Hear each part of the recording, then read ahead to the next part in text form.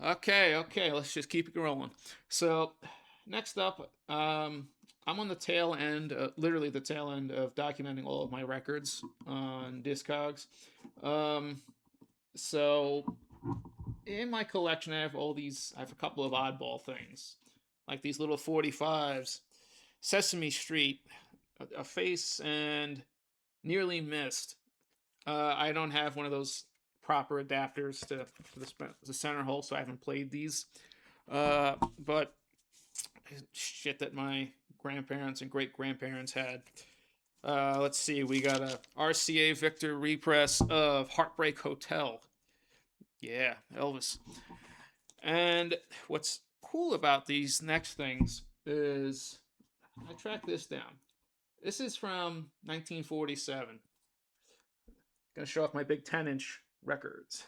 So this is Decca Personality Series version of It Had to Be You with Dick Haymes and Helen Forrest. Uh, what's cool about these, uh, some of these 10-inch records, and I have some here also from when the crossover happened with Columbia and them developing the 12-inch. You look at it, it says, "Have you heard Columbia's great 12-inch popular LP series?" So these are all. This is 47. The other ones I have are 46 or 48 ish. So this 10-inch. This is not vinyl. These are records, and the reason I specify that is because old school records and phonographs were made with shellac. So when you get a 180 or 200 gram vinyl today, it's basically this weight. But yeah, there's no warp or anything like that. You either smash it or it breaks. And what happened was um, they started experimenting, the record companies, with PVC, would be vinyl records, and shellac here would go out of style and be officially cut off in 1948. So I've got some things from Columbia here. This is so there's the green label. Columbia went to a and late 40s. They went to a oh, here we go. If you can see what I mean about the well, it can get scratched though, right? Because the tone arms used to be like maybe a pound or two. So the shellac had to be this heavy because, well, the table would crush the damn thing. But you can see when it gets beat up, well, there's scratches and everything. But it's let's see, this is the green series on Columbia. So these are mostly when it's green label, it's mostly orchestra and stuff like that. If it's red label, that's when you get into more um, I want to say jazz or vocal stuff. What's the see? Red label Columbia. 2 o'clock. Yeah, so this is 2 o'clock jump. Yeah, you could tell these are pretty beat up. It actually played pretty nice. I mean, it played fine. Just fuzzy and just a lot of surface noise, groove noise, and nothing I could do about it. These are from again. These are from 1948, 47 ish. So the reason I'm showing these off because these shellac things were amazing to find at the classic original type records. Uh, One funny thing though, the Decca one here is now at the time you had 78s, the 33 and the thirds were coming out, 45s. Um, this one, from what I can tell, is a 16 and a half RPM. So I can't even play this properly if I wanted to. There was also the other cult speed at that point was also 80 in some rare instances. But it used to just be mostly 78, then the 45s came around. You got some of these 16s, and then the 33 and the third, became the proper major establishment with the then new 12-inch record, uh, or the LP, I should say.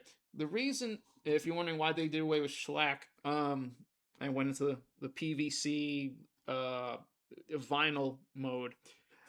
So shellac is while it's found in a lot of places, in numerous places, uh, the majority of it at the time was coming. This resin was coming from parts of Southeast Asia. Uh, so there was a bit of a conflict back then, and all the shellac had to get saved for the military. And now on top of that, where the hell were we getting it from? Because conflict in Southeast Asia.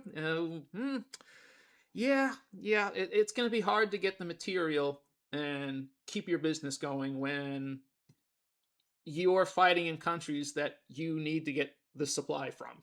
Ain't going to happen. So once vinyl started to take hold, 44, 45, it became evident that we need to move away from shellac. We got this cheaper polycarbonate alternative that seems to work and doesn't just shatter or anything like that. Maybe we need to start making the tone arms and the tables a little bit lighter. So World War II facilitated the creation of vinyl as we know it.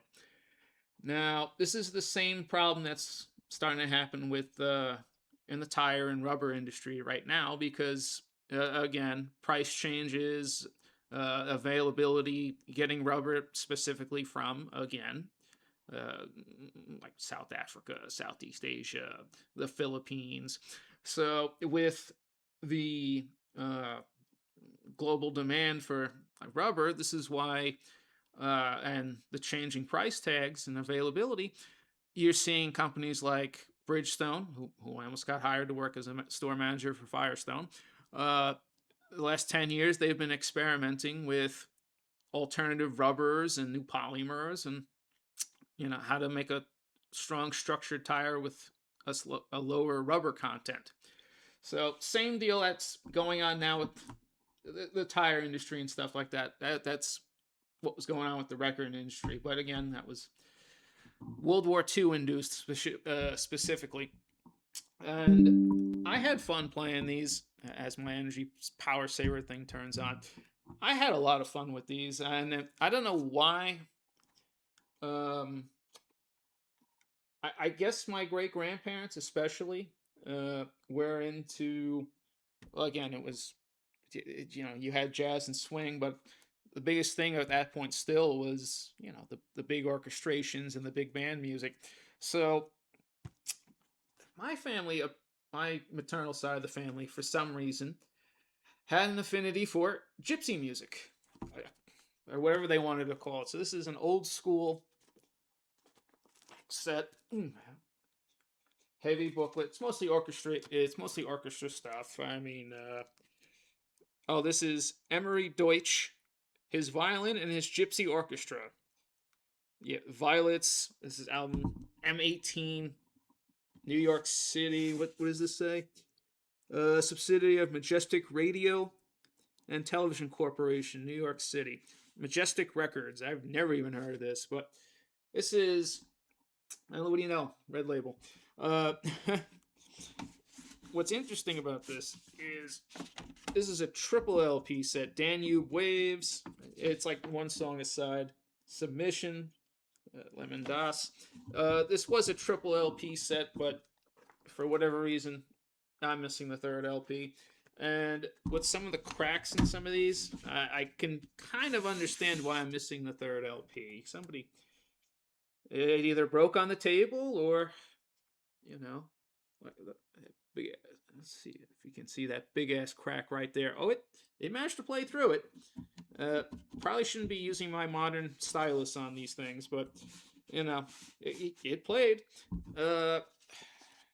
Chances are someone threw one at the wall. Or if you've ever seen, what's the old? I can't think of what the movie was, but I'll say it was like 38 or 1940. She gets mad and she smashes it on the table. It is what it is. This is Noy Gorondinsky and his Gypsy Ensemble. More gypsy music. What the hell were Grandma Pop interested in? But what the hell is this on? This is on Sonora Records? Gypsy's Dream. When I Stroll Down. Akatia Lane. What? Again, this is actually a quadruple LP set. One song aside, but there you go with all the damn long cut scratches and everything. I'm amazed at the time that they were making these single-sided. Actually, this one is. This one is actually snapped. If you look real close, you can kind of see the hole. So this one's gonna split in half real soon. So I gotta put this back. But it's amazing to see that how much I love the big vinyl box sets that have been coming out in the last decade or so. The fact that they were doing these vinyl box sets, compendium sets in the 40s, it just surprised me. Of course, back then they probably only paid. This was probably for the expensive price of $2, versus what would that be today? We had the gold standard, and with inflation back then, oh geez, probably a good $200 set. Of course, time and mold and water. Nope, nobody thought to take care of these things, but it was really cool to go through. And this one's Sonora out of Chicago. The Sonora Radio and Television Corporation. I guess it's safe to say they went the way of the Dumont Network. A lot of networks these days. So I just wanted to show those off and give a little background history on what was record history, not vinyl, but old school, proper shellac records. And, just talk about the different speed ratings and things like that. It's pretty wild. I mean, if it wouldn't shatter, you could probably beat somebody with this thing. So, yeah, cool shit.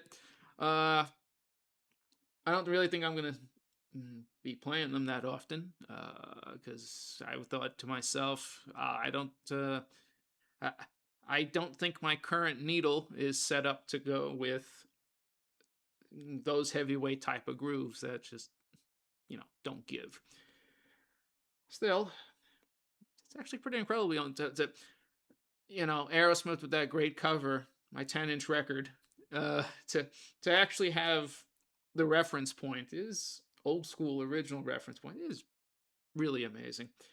And it's just pieces of time looking at those single sleeves promoting the new 12-inch LP series.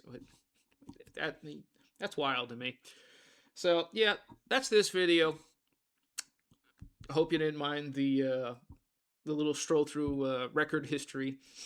Again, I don't know what I don't know why my old relatives had a flair for gypsy music. I mean, they're good. It's good orchestrations and things like that, but whatever. It's years ago when they were cleaning out the upstairs, the bedrooms, and everything. I didn't save every single vinyl, but I saved what I could, and I kind of wish I hadn't let them throw out that REO Speedwagon album. It was an original one, the one with the maid with the vacuum by the hotel door or whatever. But yeah, hindsight's 2020, and yeah, it is awesome. All right, so on to the next one. Hit like, drop a comment, subscribe if you want. It's all good, and it's another rainy day here in hell, isn't it? See ya.